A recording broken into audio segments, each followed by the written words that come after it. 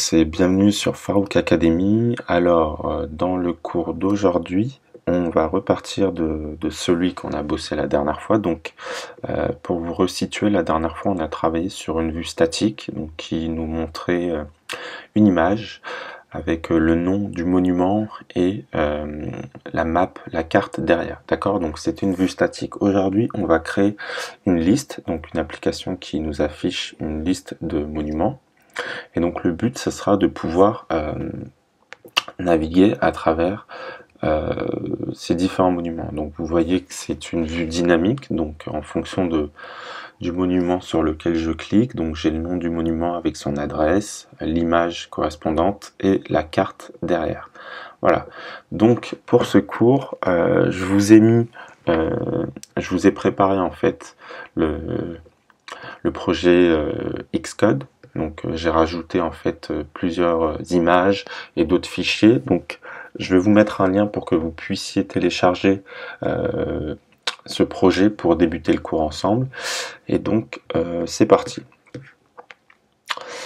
Donc la première chose que vous remarquez, c'est que j'ai créé deux modèles. Donc le premier, c'est pour les données. Donc ça, je ne vais pas rentrer forcément dans le détail, c'est pas le but du cours aujourd'hui, mais on va s'attarder sur celui-ci. Donc ici, j'ai créé un modèle. Donc c'est une structure qui correspond à l'objet landmark. Donc par rapport à cet objet landmark, j'ai plusieurs propriétés. Donc son ID, son nom, le nom de l'image, etc. Et donc le but, ça va être de pouvoir utiliser cette structure pour créer nos différents objets qui sont là. Ok, cool. Alors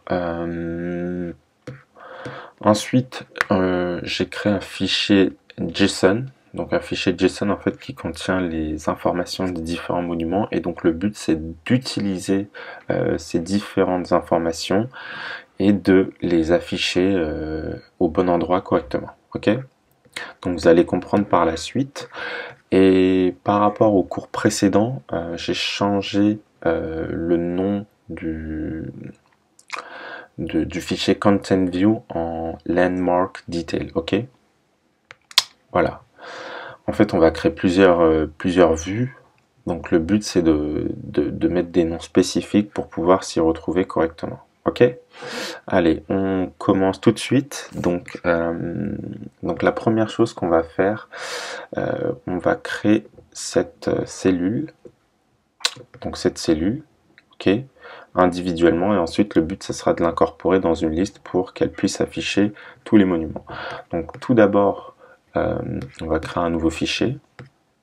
Donc vous allez dans File, New, vous faites File, vous choisissez le type Swift UI View, ok. Et ici vous allez l'appeler Landmark. Landmark, ça veut dire point de repère en anglais. Row qui veut dire cellule, ok. Et vous faites créer comme ceci, ok. Et donc ici on va ouvrir le preview. Donc la prévisualisation, si vous préférez, vous faites résumer et normalement on devrait voir apparaître notre iPhone avec le texte et le Word. Donc c'est bien le cas, donc jusque là on est bon. Ok, donc vous avez deux manières d'afficher le preview, donc soit par ici ou soit vous allez dans Editor et vous faites Canvas, c'est pareil. Ok, donc là tout d'abord on va créer un objet landmark, ok, qui va tout simplement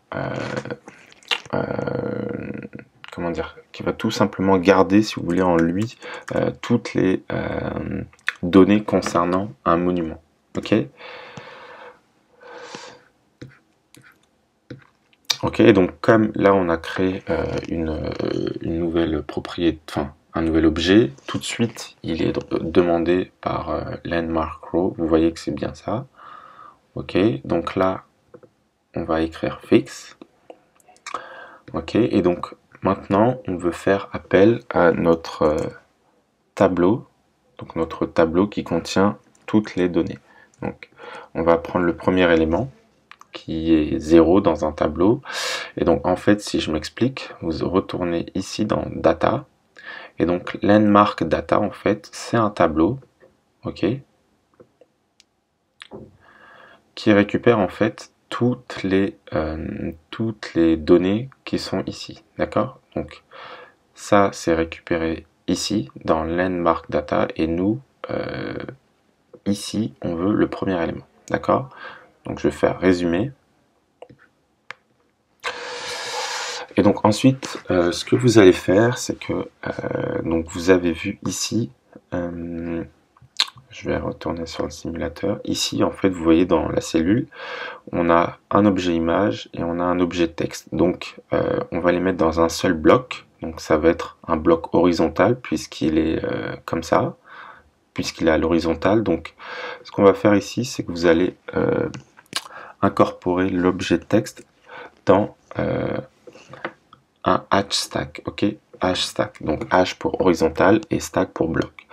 Ensuite, on va faire appel à une image, donc nous on veut l'image de l'objet landmark.image, ok? Donc c'est déjà un objet image, donc on peut l'appeler directement comme ceci. Ensuite, resizable pour qu'il ait une taille correcte, ok? Et on va lui donner un cadre, donc cadre c'est frame, avec des dimensions spécifiques, donc 50 par 50, et l'alignement, on n'en a pas besoin. Donc, vous faites ceci, et donc là, vous voyez qu'on commence à avoir notre cellule qui prend forme. Ok. Pour le texte, bien évidemment, on veut le nom du repère, donc landmark.name. Ok. Et donc, vous voyez, de manière instantanée, ça change. Donc, ça, c'est très bien. On va faire appel au second élément, juste pour voir si ça fonctionne. Donc vous voyez bien que ça fonctionne. Donc là, on a notre second élément. Et donc là, en fait, on va lui donner des dimensions par rapport à la taille d'une cellule. Ok, donc pour ça, on peut faire appel à la méthode preview layout. Ok. À l'intérieur, vous mettez fixed celui-ci et on va lui donner comme dimension à la cellule. Là, on donne les dimensions de la cellule. Donc 300 par 70. Et donc là, vous voyez, il nous affiche uniquement notre cellule. Donc c'est super sympa et c'est super beau. Pour afficher plusieurs cellules, on peut faire appel à la fonction groupe. Donc je me place sur la cellule, j'appuie sur commande et je fais groupe. Ok. Là, je copie-colle pour avoir deux cellules comme ceci, et ici je vais remettre 0 pour avoir le premier élément. Donc là vous voyez qu'on a deux belles cellules qui représentent deux monuments différents. Ok, donc là on est bon. Et ensuite ce qu'on va faire, c'est que là Xcode n'aime pas les répétitions, donc là puisqu'on utilise deux fois la méthode preview layout, on va la couper, ok, et on va la mettre en dehors du groupe. Donc ça revient strictement au même. Ok, donc ça veut dire que cette méthode s'applique à tous les éléments qui sont dans le groupe. Maintenant, ce qu'on va faire, maintenant qu'on a créé les cellules, on va créer la liste, tout simplement, qui va nous permettre d'afficher toutes les cellules. Ok, donc pour ceci, ce que vous allez faire, c'est vous allez recréer un fichier. Donc logiquement, on va l'appeler landmark list. Ok, donc landmark list. Vous faites create. Ok. Donc ici, vous allez supprimer le texte. Ok, parce qu'on n'en a pas besoin. Ok. Comme ceci. À la place, vous allez faire appel à une liste.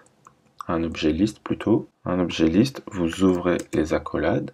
Ok, et on va faire appel à l'objet landmark row qu'on vient de créer. Ok, on va en créer deux, donc on va mettre ici landmark data, ok, 0, et landmark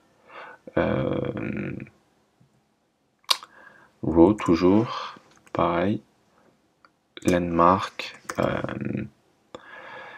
landmark data, on va faire appel à l'objet 1. Ok, là je vais faire résumer. et normalement, il devrait apparaître.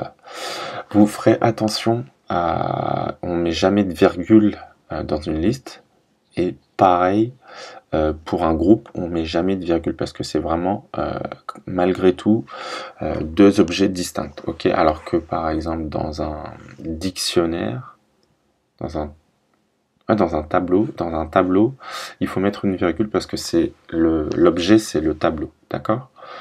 Donc là, on retourne ici.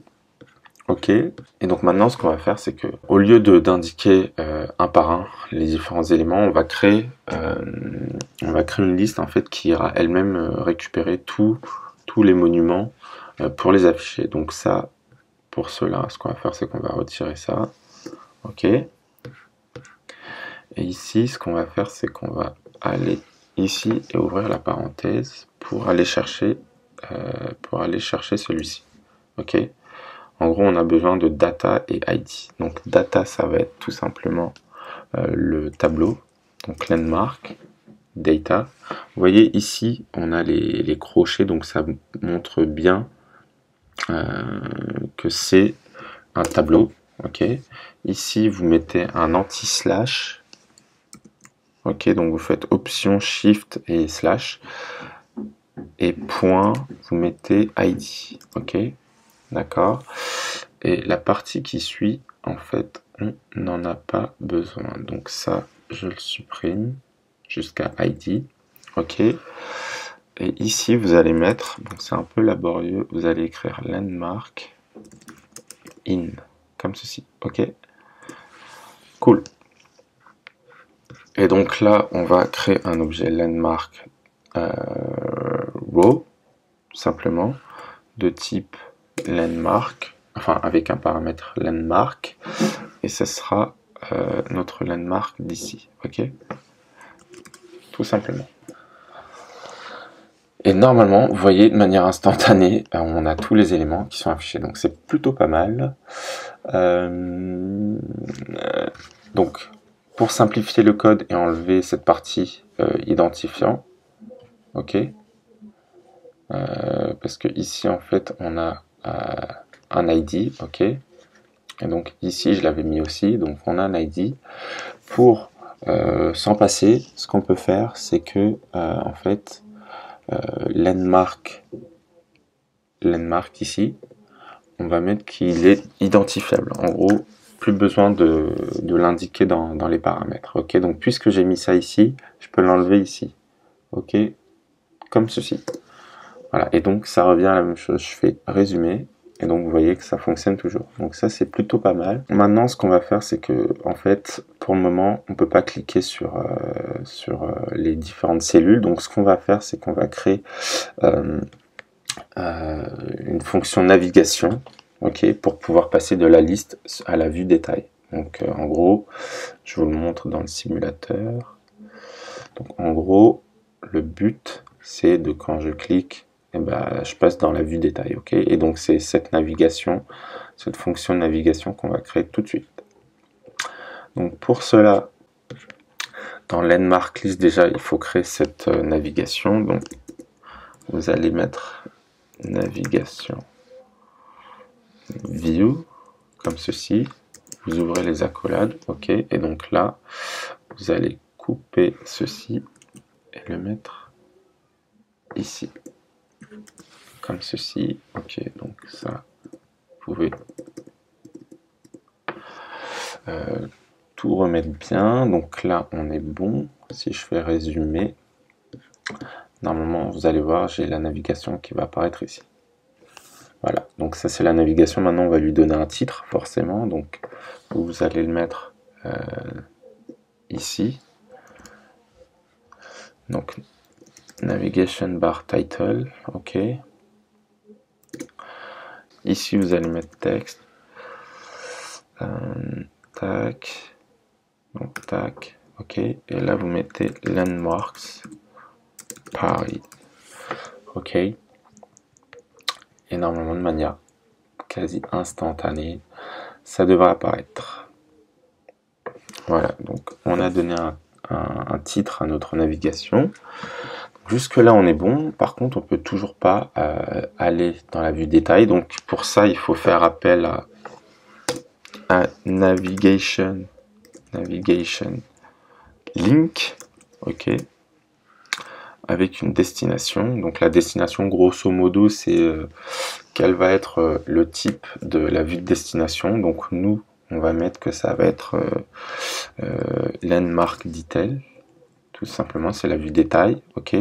Donc on le crée en tant qu'objet bien évidemment, et ça on le supprime, on n'a pas besoin de label, ok, d'accord. Et là j'ouvre les accolades bien sûr, et je vais couper ceci et le mettre ici, voilà, comme cela, comme ceci. Donc je remets tout correctement. Après ça c'est un souci d'esthétique, hein, c'est pas une obligation, c'est juste que j'aime bien que ce soit bien fait. Donc là vous voyez, tac, tout de suite on peut passer dans la vue détail, donc c'est plutôt pas mal, ok. Donc maintenant le but, eh bien vous voyez, dès que je clique sur une vue, sur un monument plutôt, j'ai toujours la même chose. Donc l'arc de triomphe, en fait toutes ces informations, donc que ce soit la carte, l'image et les différents textes ici, ils sont écrits dans le dur. Nous ce qu'on veut c'est que en fait la vue détail elle puisse récupérer en fonction du monument les informations adéquates. Donc déjà pour l'image vous allez dans circle image.swift, ok, et on va créer une propriété image qui sera de type image, ok, comme ceci, ok. Et donc on va pouvoir remplacer ici cet objet par notre image, tout simplement, ok, comme ceci. Ici vous allez faire ceci, d'accord. Et donc là comme j'ai créé un objet, enfin une propriété, une variable image, ici il faut lui donner une valeur dans le dur pour au cas où si ça plantait. Donc on va remettre arc de triomphe comme ceci, ok. Donc ça on est bon. On va faire la même chose avec mapView. Donc mapView.swift, on va créer au lieu d'avoir des coordonnées dans le dur, on va créer un objet coordonate, enfin ouais, donc celui-ci, ok. Et donc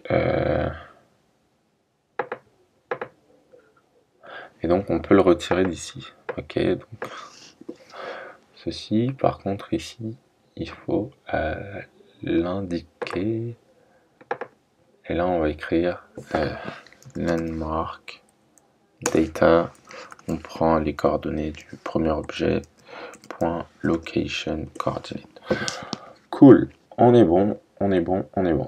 Alors ensuite dans donc on retourne dans la vue détail, et dans la vue détail on va aussi créer un objet landmark de type landmark pour pouvoir utiliser ses propriétés, d'accord. Et donc ici donc là déjà on va de nouveau indiquer le premier objet de notre tableau. Je vais remonter un petit peu, alors comme ceci, d'accord. Il faut qu'on indique landmark dot location coordinate, ok. Ensuite ici pareil, ben, ça sera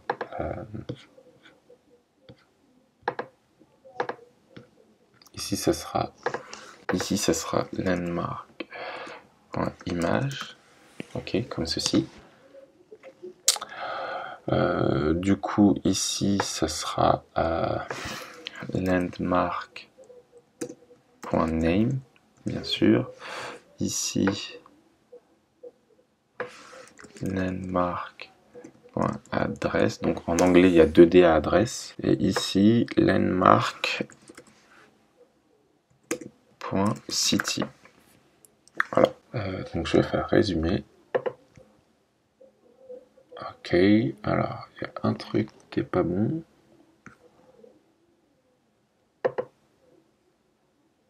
Ah ouais, ok, bon, j'ai oublié de mettre image. D'accord, tac. Comme ceci. Ok. Et ici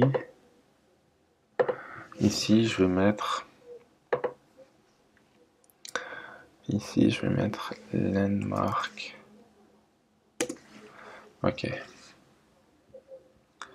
D'accord. Alors, ok.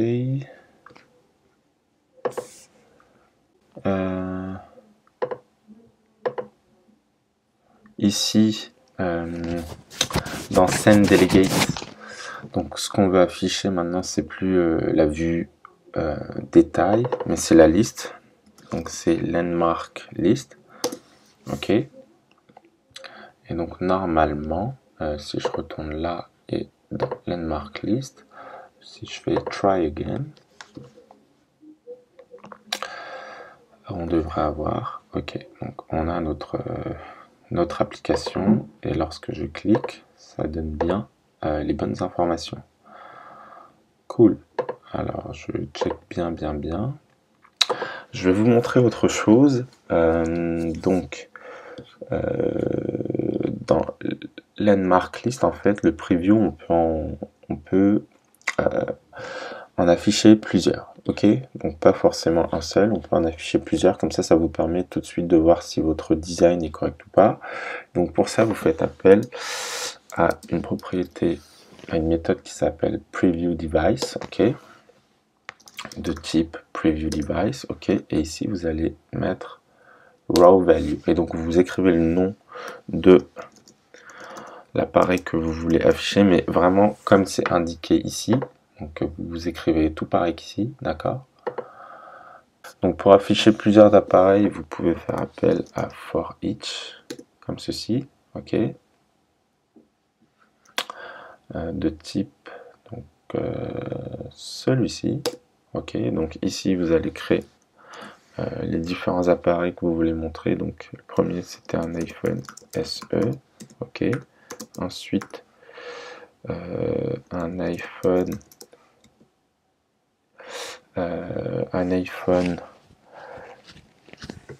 11 Pro par exemple, ok. Donc l'ID on va mettre lui-même, ok. Et ensuite ça on n'en a pas besoin, ok. J'ouvre les accolades, ok. Et ici je mets device name in, ok. Donc ensuite je coupe ça, ok. Je le fous ici, ok.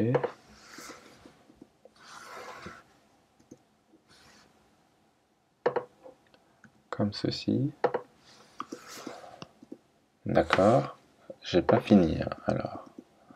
Donc ça, je vais le prendre ici, comme ceci. Et est-ce qu'on est bon? 11. iPhone 11 Pro, ouais, c'est bien ça. Et donc ensuite, il faut la méthode preview display name.